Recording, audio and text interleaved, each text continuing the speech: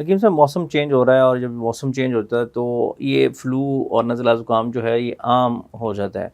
तो अगर किसी को घर में फ्लू हो गया है या खांसी आ रही है या ज़ुकाम हो गया है तो उसके लिए घरेलू उपाय क्या किया जा सकता है? देखिए जी, ये जो आप घर में आपके किचन के अंदर ये चीज़ें मौजूद होंगी। अदरक आप ले लें, ताज़ा अदरक ले लें, 1 इंच का टुकड़ा अदरक का ले लें। उसके अंदर 1 चुटकी आप अजवाइन की डालें और 1 चुटकी सौंफ की डालें। इसका कावा बना के आप सुबह दोपहर शाम पीना शुरू कर दें तो इंशाल्लाह, मीठे की जगह इसमें शहद डाल सकते हैं। सुबह दोपहर शाम पीना शुरू कर दें, इंशाल्लाह पहले ही दिन जो आपका जो सालों से जो आपके जो बलगम रेशा जमा हुआ है आपके माथे पे, आपके जो गले में खराश होती है, आपकी कानों में खारिश होती है, तो इंशाल्लाह इस कावे के इस्तेमाल से सालों से जो बंद रेशा है इंशाल्लाह ठीक हो जाएगा और आपकी खांसी मुश्किल तौर पे ठीक हो जाएगी।